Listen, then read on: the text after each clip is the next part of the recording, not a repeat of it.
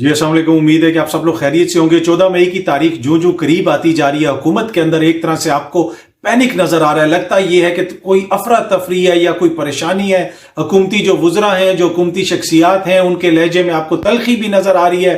مختلف طریقوں سے عدالت کو دباؤ میں لانے کی کوشش بھی کی جا رہی ہے، یہاں تک کہ اس طرح کا بیانیہ بنانے کی کوشش کی جا رہی ہے کہ جناب اگر چیف جسٹس صاحب نے کوئی فیصلہ دے دیا، اگر کسی کو نااہل کر دیا تو اس کے اوپر عمل درآمد نہیں ہوگا، تو یہ ہو جائے گا اور وہ ہو جائے گا۔ یہ باقاعدہ ایک پلاننگ کے تحت عدالت کو دباؤ میں لانے کی کوشش کی جا رہی ہے۔ لیکن اصل جو چیز ہے، اصل چیز یہ ہے کہ اس وقت اگر کوئی دباؤ میں ہے تو وہ حکومتی شخصیات ہیں، وہ حکومت ہے، کیونکہ قانون اور آئین بالکل واضح ہے انتخابات کے حوالے سے، اور چیف جسٹس صاحب نے اور عدالت نے جو فیصلہ دینا ہے وہ آئین اور قانون کے مطابق انتخابات کے حوالے سے دینا ہے۔ انہوں نے کوئی حکم حکومت کو نہیں دیا تھا کہ جناب آپ یہ کر دیں، آپ وہ کر دیں۔ جو انتخابات ہونے ہیں وہ آئین اور قانون کے مطابق 90 روز کے اندر ہونے تھے، اب اس کے اندر رکاوٹ حکومت نے ڈالی ہے۔ اس حوالے سے سینئر جو قانون دان ہیں سلمان اکرم راجہ صاحب، جو ماضی میں نواز شریف صاحب کے بھی وکیل رہ چکے ہیں، ریناؤنڈ لائر ہیں،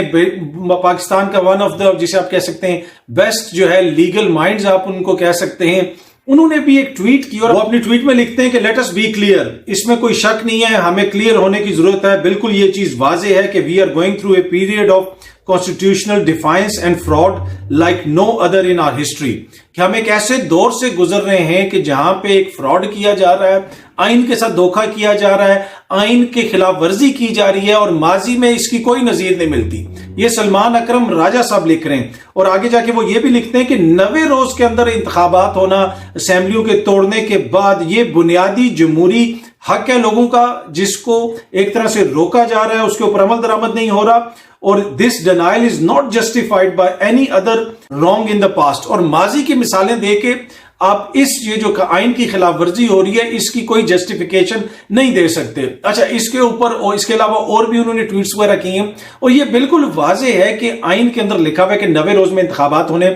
اب 14 مئی کی تاریخ جو قریب آتی جا رہی ہے، جس طرح میں نے شروع میں کہا کہ حکومت دباؤ کا شکار ہوتی جا رہی ہے، وہ اس لیے کہ 14 مئی والے دن ایک طرح سے جرم سرزد ہو جائے گا، آپ الیکشنز نہیں کروائیں گے تو توہین عدالت لگ جائے گی، اور اس کے نتیجے میں عدالت اپنا فیصلہ دے گی، باقی عمل درآمد جو ہے اس کے اوپر آٹومیٹکلی ہو جاتا ہے۔ یہ نہیں ہو سکتا کہ سپریم کورٹ کا کوئی فیصلہ اور اس کے اوپر عمل درآمد نہ ہو۔ ہاں، اگر ملک کے اندر آئین ختم ہو جائے گا، قانون ختم ہو جائے گا تو وہ ایک الگ بحث ہے۔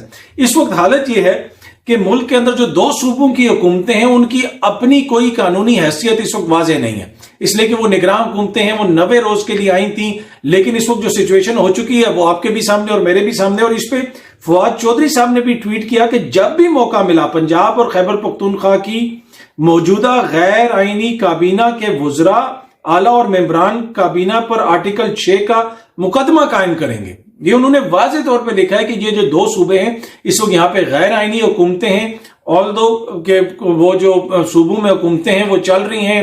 کل بھی وزیر اعلیٰ صاحب نے جو ہے ٹویٹ بھی کیا کہ جناب اداروں کو اگر کوئی ٹارگٹ کرے گا، زرداری صاحب نے بھی ایک ٹویٹ کیا عمران خان صاحب کے بیان کے بعد کہ اداروں کو اگر کوئی ٹارگٹ کرے گا تو یہ ہے تو وہ ہے، بڑی تفصیل۔ شہباز شریف صاحب نے بھی کہا کہ اس طرح کسی کا نام نہیں لینا چاہیے۔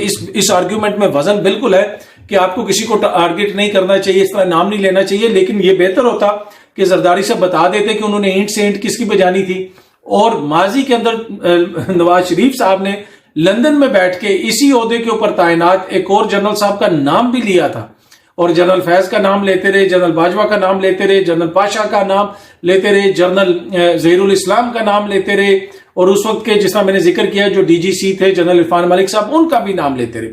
انفارچونیٹ ہے، نہیں ہونا چاہیے، لیکن یہ روایات تو آپ نے ڈالی ہیں۔ اس کے اوپر پھر یہ بھی دیکھ لیں کہ کیا عمران خان کی حکومت نے کوئی دہشت گردی کے مقدمے کیے، کتنے مقدمات وغیرہ درج ہوئے۔ لیکن اس ساری تنقید کے اندر جس طرح جب یہ لوگ کرتے تھے، اور اس وقت بھی میں یہ کہتا ہوتا تھا کہ آپ کو تنقید میں اتنا آگے نہیں چلنا جانا چاہیے کہ جہاں پہ آپ جو ہمارے لوگ ہیں جو بڑے مشکل حالات میں آپریٹ کرتے ہیں، شہادتیں دے رہے ہیں، تو آپ انہی کے خلاف پورا جو ہے وہ بیانیہ بنا دیں جو پی ڈی ایم نے 3 برس میں بنایا۔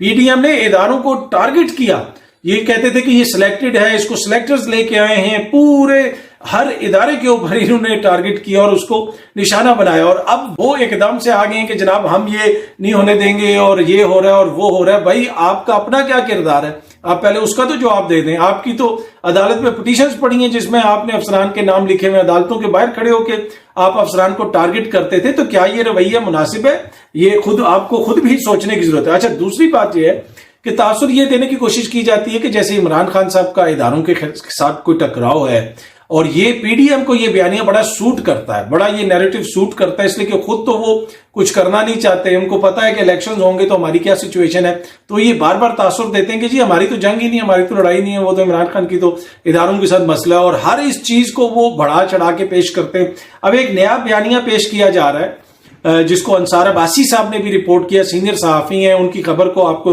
संजीदगी से लेना पड़ेगा। उनको किसी ने बताया कि जी हमें इस तरह की चीजें पता चल रही हैं, और ये हुकूमत की तरफ से ही पता चल रही है कि जी इमरान खान आएगा तो वो किसी अहम ओहदे पे तैनात किसी शख्सियत को डी नोटिफाई कर देगा। अच्छा, अब मैं आपको बताऊं कि ये ऐसा कभी हो ही नहीं सकता, ये बिल्कुल जो है उनको जिसने भी बताया है, अब उन्होंने भी, अंसार अब्बासी साहब ने भी यही फरमाया कि मुझे नहीं पता कि ये खबर दुरुस्त है या नहीं, लेकिन इस तरह की बात हो रही है। लेकिन ये जो हुकूमती बयानिया और इसको जान के जो है वो फैलाने की कोशिश की जा रही है, ऐसा कभी हो ही नहीं सकता। देखें, इमरान खान कब हुकूमत में आएगा? इमरान खान हुकूमत में तब आएगा जब मुल्क के अंदर फ्री एंड फेयर इलेक्शन हो चुके होंगे और उसके नतीजे में उनकी हुकूमत बनेगी और वो हुकूमत में आके वजीर आजम बन जाएंगे। तो जब इमरान खान को फ्री एंड फेयर इलेक्शन भी मिल गया, वो हुकूमत में भी आ गया, तो फिर वो आके किसी को क्यों निकालेगा? जिनके होते हुए फ्री एंड फेयर इलेक्शन भी हो चुका है और इमरान खान बकौल उनके हुकूमत में भी आ गया, तो आप उसको किसी को निकालने की क्या जरूरत है?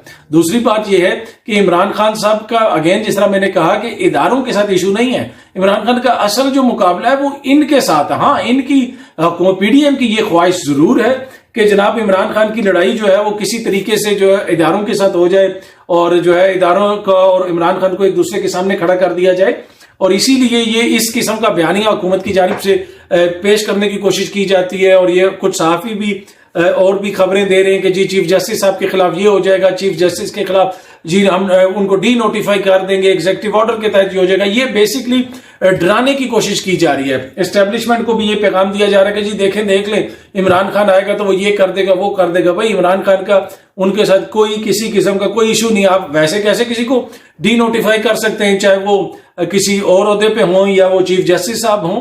आइन और कानून के तहत जिसकी तैनाती हुई भी है उसको कैसे वो आप डी नोटिफाई कर सकते हैं? ऐसे थोड़ा होता है। पर एनीवे ये एक बयानिया बनाने की कोशिश की जा रही है। और क्यों ये बयानिया बनाने की कोशिश की जा रही है? उसकी वजह यही है कि जो सलमान अकरम राजा साहब ने कहा कि इस वक्त पाकिस्तान की हिस्ट्री का सबसे बड़ा आइन के साथ धोखा, आइन के साथ फ्रॉड किया जा रहा है जमहूरियत के नाम पे।